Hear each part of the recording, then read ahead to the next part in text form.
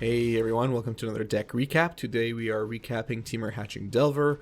I've posted quite a few matches in the past couple of weeks, and I'm hoping you enjoyed them. Today I'm going to be winding down, giving you my thoughts on the deck. I put in about 50 matches with it overall, and I just want to go over some of the changes I made from the deck tech that I posted 2 weeks ago to today, and how I think it fares in the current modern meta. In general, of course, every meta, local meta, can be different, online, paper, so on and so forth, but I try and analyze it based on, different types of decks, aggro, combo, so on and so forth. So let's look at the core and see what I changed here. So not much changed with the core. I mean, hatching plans, perilous research, crack the earth. If you want more information on how the deck works, check out the deck tech. I was running 4 crack the earths. I was running 4 of each, so 4, 4, 4. Now I'm running 3. I find that there's just too many. There are too many sacrifice spells. Hatching plants isn't. I mean, it's the center of the deck. It's your drawing engine, but drawing too many crack the earths, for example, when you don't have hatching plans, it's just kind of a. It's kind of painful, and I find that 3 works better than 4. Perilous research, at least if you don't have hatching plans, I mean, at least you're getting something out of it. You can draw 2 cards and sacrifice a permanent. I've sacrificed, lands I don't need. I've sacrificed a creature that's getting removed or losing in combat. I've sacrificed tokens, obviously, from token generators. So you have more options there, and you're getting more out of it. Whereas when you take out Crack the Earth, yeah, you can use it in a more offensive way, and you sacrifice something you don't need, but now your opponent has to sacrifice something they probably need. It's just not. It's cute. It's not efficient, I guess, at the end of the day. So I just kind of got rid of it. I got rid of 1 at least, and I find this works a bit better and leaves room for some other spells. So that's really the core, and that's what I changed. Moving on to the threats. Here I made quite a few changes. So if you remember in the initial list, I was playing 2 Jewel Royales, and I was playing 4 Dreadhorde Arcanist and 4 Young Pyromancers. That has changed quite substantially. So what I found when I was playing the deck is that I didn't have enough turn 1 threats. I just didn't, and I was trying to go through different types of creatures I could add in.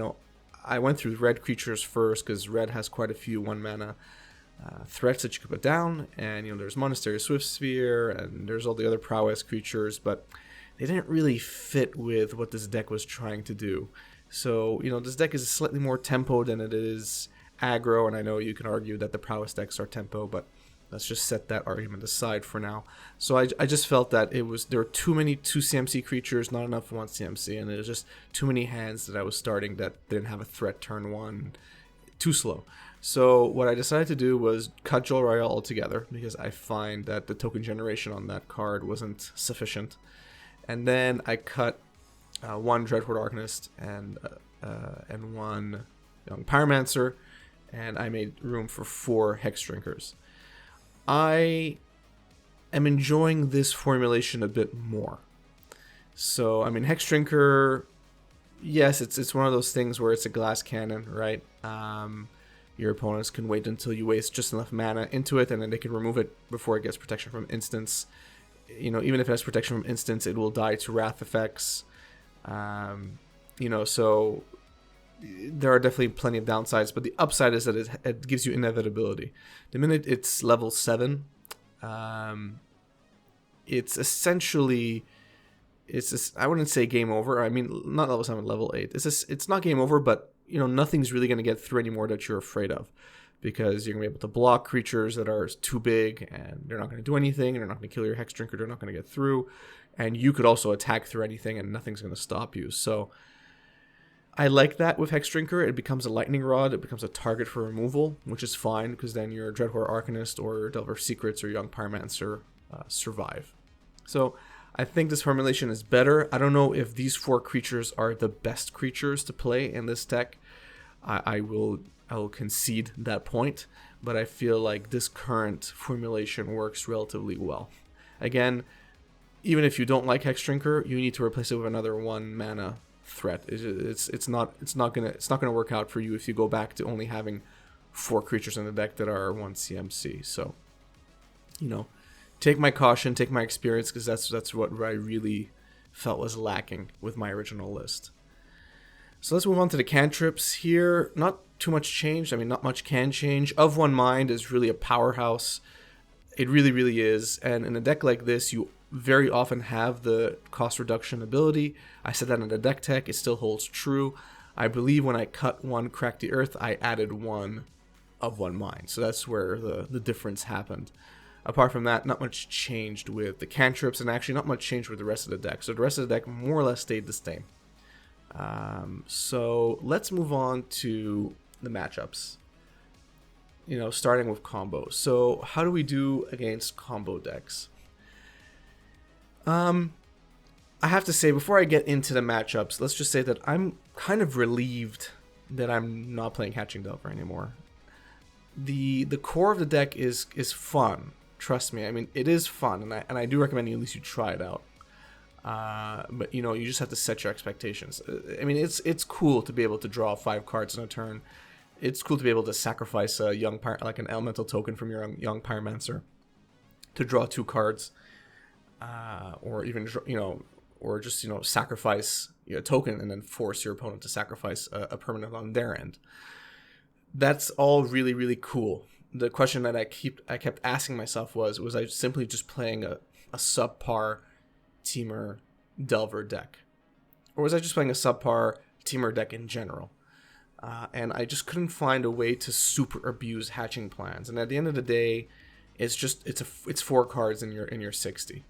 So if you don't draw into hatching plans, then you're more or less just on a Delver strategy. You're more or less on like a Temur aggro. And if you're playing Temur aggro half the time because you're not drawing into your hatching plans, or you're drawing into your hatching plans but you're unfortunately not drawing into your sack outlets, then is that really what you want to be doing? So I want to just preface that before I get into the matchups. Like I think this deck is fun. I think it can probably still be developed on. I'll probably return to it at a later date, and I might play it in a different color combination. So I don't think I'll do Temur again. I think I'm going to cut a color, or maybe I'll even cut 2 colors, make it really spicy and go mono blue, which might be a bit too difficult, but we'll see. But yeah, so let's just get into the matchups really quick. So combo, yeah, this is a race. I mean, we do play counter spells. If you feel like you are in a combo heavy meta, you may want to up your counter spells. I do play quite a few Force of Negations, and Force of Negation has just become even more and more relevant and important as I've played more and more of this deck. I found that I'm trying to tap out very often, and yeah, you need some way of protecting your protecting your game plan, essentially, by not allowing your opponent to combo off or really play any kind of spell, since it's not just combo. So I think here focusing on your permission package is going to be really important to defeat combo, and then your sideboard as well will have to be adjusted accordingly if you want to deal with combo decks. If you're dealing with Amulet Titan and you're just dealing with a lot of greedy mana bases in general, then Blood Moon is an option. You can play Blood Moon. Most of my Temur builds all have Blood Moon proof, quote unquote, land mana bases. So you can fetch around Blood Moon relatively easily and then cast it on turn 3 or 4, and you're relatively good to go. So I think that's your best bet in terms of dealing with at least Amulet Titan. Other combo decks, again, Storm, not your best matchup. If you can target their creatures early on and slow them down, that's a good thing, but you got to be really explosive, and sometimes hatching plans can be clunky. So you just have to keep that in mind. When it comes to aggro, it really depends on the variant of aggro. If you're playing straight up burn, it might be difficult because your creatures are probably not going to survive long enough to be relevant. I mean, Delver is going to die to everything. I mean, Hex Drinker is going to be your main powerhouse there if you can protect it long enough to survive Burn's removal. Aggro decks, you're really going to be focusing on your removal, and probably from the side as well. Non-burn aggro decks, I should say. So if it's goblins or humans or whatever, again, it's going to be tough. Aggro is going to be tough. The good thing is that you do have removal spells, and you can recast them with Dreadhorde Arcanist from the graveyard. So there's some resiliency there. But again, the stars have to align for you essentially. When it comes to big mana, very similar to what I was saying about Amulet Titan. Again, you're probably going to rely heavily on your sideboard, and it really depends on the variant of the big mana decks you're playing. So if you're playing like Eldrazi Tron, you can do it. You probably can, but it's going to come down to, do they have the nuts or not? If they just have really good draws, even if you have really good draws, they'll probably outdraw you. But if they have poor draws and you have good draws, then, I mean, obviously, you know, logic dictates that you'll probably win.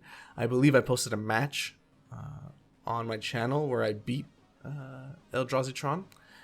So, I mean, it's doable. I mean, it is possible, but it's tricky nonetheless. Very, very tricky. So you have to be careful. You got to play smart and just make sure you draw well. Don't draw like me, because I draw like, well, I draw very poorly, it seems. Yeah, the Magic gods don't love me. Coming down to Not Magic, I don't think I played too much against Not Magic with Temur Hatching Delver. Again, main board, you're going to have to rely on your counter spells. Your removal is essentially going to be not enough for the amount of creatures that come onto the battlefield. So, I mean, Not Magic usually does a pretty fair thing of having, 5-6 bodies on the battlefield by turn 2, and all have, relevance. So when you're dealing with that kind of gameplay where you can't really interact, it's going to be difficult when you're playing a deck that is meant to interact with your opponent. So just, I mean, I don't think it's a good matchup at all. Very rarely do I think Not Magic is a good matchup, at least in Temur colors. So keep that in mind. Dealing with control, again, it seems like I'm not really giving this deck any 5 stars here, but control can be difficult. Now, they do run slightly less removal than, let's say, the aggro, the burn decks, but it really depends on the variant of control you're playing. So some control decks are super heavy on removal. They all have Supreme Verdict if they're playing white, or Damnation if they're going more black, and I've been Supreme Verdict and Damnation enough to have PTSD. So yeah, I mean, again, keep that in mind. That being said, you do have your counter spells as well. You have access to green, so you have Veil of Summer, which can help you out a lot. You're going to probably have to lean a lot on Veil of Summer. And probably artifact removal as well for the Stoneforge decks. So again, I think it's just more repetition, and if you have a lot of experience in the Temur colors in Modern, then you could probably pilot this deck a bit better. So I mean, I have experience, and I still had issues. Keep that in mind. Again, I think you're going to be thinking what I'm thinking, which is, should I just play a more efficient Delver deck at this point? Last but not least, mid-range. Probably your better matchups. Again, probably not game one, because they're playing Fatal Push, you're playing other black removal.